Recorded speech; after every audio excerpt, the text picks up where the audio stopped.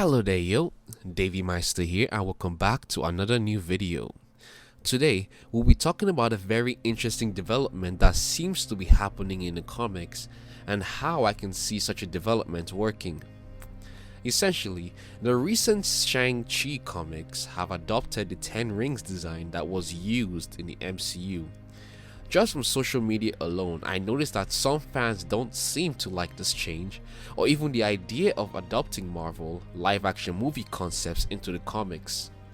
In this video though, I will explain why I specifically like this idea and how this idea could be incorporated while keeping fans of both the old design and the new design happy.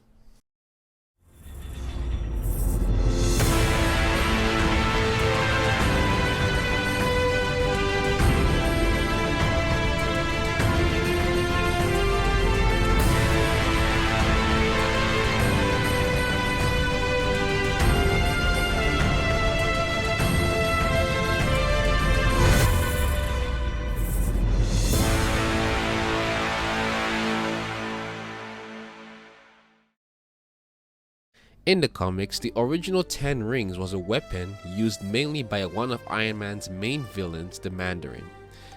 I don't really read comics, so I can't go fully in depth into the full lore of the 10 rings. However, I gain a lot of information about Marvel and DC comics through either the Wikia pages or any comic fan YouTubers like Variant Comics, Comicstorian, Dope Spill Comics, Comics Explained, and much more. Although I don't read comics, I have watched pretty much all TV shows, movies and cartoons related to Marvel and DC, so I am more of a TV show and movie fan of DC and Marvel than an actual comic book reader fan. As a result, I have watched series like Iron Man Armored Adventures wherein the 10 Makluan rings have been heavily featured, so I know a lot about the 10 Makluan rings. Therefore, my videos based on Marvel and DC comics are less about flexing my knowledge of them and are more about fun and exciting discussions where I, the YouTuber, and you, the audience, help each other fill in the gaps regarding questions, theories, and extra lore of the fictional universes. In other words, do not hesitate to comment on fun facts and extra information that adds context to the topics that we discuss. As I am not fully adept in the comics, your in-depth knowledge, context, and information will always be needed when discussing certain topics that only comic readers would know. The original 10 rings were alien in origin, belonging to the Makluan race, a group of what can only be described as an alien dragon-like civilization.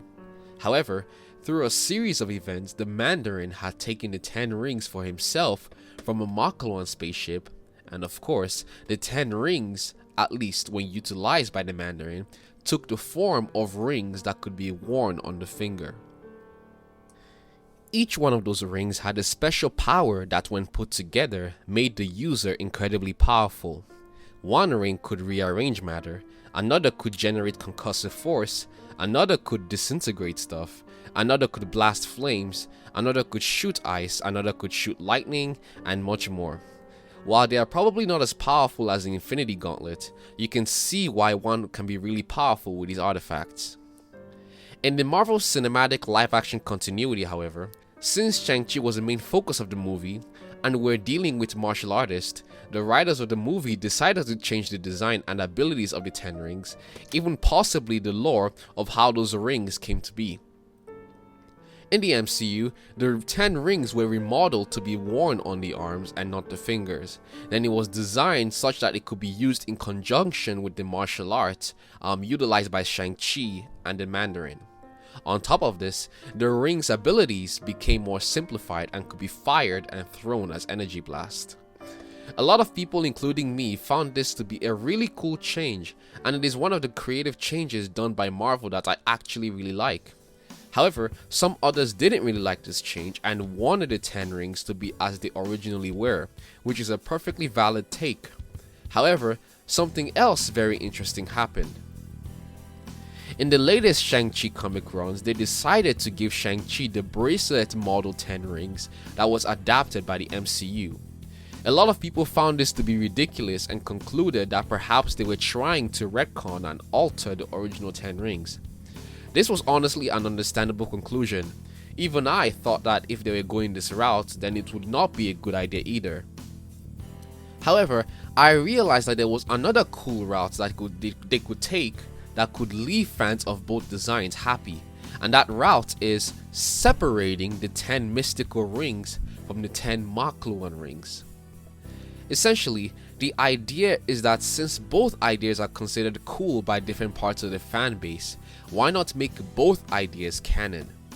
The rings designed by the Makluan species can be called the Makluan rings, while Shang-Chi's new bracelet rings can be called the mystical 10 rings. Since based on what I researched in the comics, there is a bit of magic and mysticism attached to the latter. I essentially got this idea when I thought about the concept of the Nega bands and the quantum bands. Both of them are bands that harness energy, but based on their names, the quantum bands harness quantum energy, while the Nega bands harness energy from the negative zone. So I thought, if we can have two weapons that can have similar names but can be distinguishable by what energies they harness, why couldn't the same happen for the two differing ideas of the 10 rings? One theory I had is that this might already be what the recent writers might be trying to do. Sure, they could be going down the annoying path of actually changing the original Makluan rings into the new 10 mystical rings, but I and a lot of fans definitely wouldn't like that idea. However, perhaps with time or even presently, they could actually also be going down the path of making both of them canon. I really think that this is a great idea because both weapons can really coexist in the same universe. Plus, they are just as easy to distinguish, and I even altered the names to make it easier to identify. For example, here's a comparison. If the Nega bands are different from the quantum bands, then the Makluan rings, which were worn on the finger and have multiple abilities and are from the Makluan race, can be different from the mystical 10 rings, which are worn on the arm and pretty much become energy and propel themselves as pure energy, being easily flexible for use by martial artists. I feel like this is an already implemented route because while the current Shang-Chi comics have him using the mystical rings, Riri Williams aka Ironheart has also been recently shown to be using the Makluan rings in a few of the most recent Iron Man comic runs. I am personally hoping that this route eventually becomes reality, as I love both presentations of the 10 rings. I absolutely love the Makluan rings, but I also equally love the mystical rings because of how it has been utilized and balanced out. One personal reason for having Shang-Chi keep the mystical 10 rings is because I like how it can allow him to jump tiers when necessary. For example, if Captain America, who is a super soldier tier, can possess a vibranium shield that could tank powerful attacks from heavy hitters far stronger than him, I think it's fair for Shang-Chi to also have energy rings that not only complement his martial arts ability, but also allow him to do some damage, as well as defend against attacks from heavy hitters.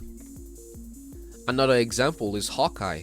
Hawkeye has arrows that can do much more destructive damage than his physical strength and power is able to.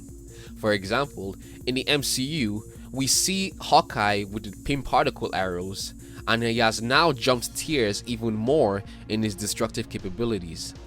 Black Widow has also utilized technology to do what her physical strength cannot. As Avengers, these extra toolkits are necessary because these technologies allow them to be able to hang in there and survive with characters like the Hulk, Thor, Iron Man, etc. If Shang-Chi is to also join the Avengers, and has done so in the past, then having extra technology like the mystical rings to also help him jump tiers would be cool. Plus, I don't think that the mystical rings make him too OP to continue being a street tier. The fact that the Mandarin, for example, needs to block firearms in the MCU with the rings shows that they are not necessarily bulletproof. Maybe it increases their physical durability a fair bit because in the movie they are able to survive certain things while utilizing the rings. Due to these stories being fiction and whatnot, Shang-Chi has trained himself to be able to tag along and even rival super soldiers using chi alone. So he would probably have some ridiculous feats of durability anyways. A really good counter argument that I can see to my, take on the idea, is how does this affect his solo stories? Won't the 10 rings make his usual rogue galleries more obsolete and too far below him? These are some really good ones to consider. However, I feel as though if they handle Iron Fist well, then they could probably handle Shang-Chi's new power-up well. After all, Iron Fist Chi has done some really absurd things in the comics. If his Iron Fist could take down the Helicarrier in the comics, and they still managed to write him fairly well, then I think the same can be done for Shang-Chi. Let's not make him bulletproof, keep him superhuman but still susceptible to bullets while having the mystical rings. Then I feel as though it can allow room for Shang-Chi's enemies to be written well enough to stand a chance. Anyways, what do you guys think? Do you like this route of separating the two and making them both canon? Regardless of the answer, please let us know what you think down below. If you have any extra information for context to add, then please feel free to comment as well. Thank you so much for viewing this channel. If you can, I'd appreciate it if you could support it in any way you can for more videos, and I'll see you all next time. Peace.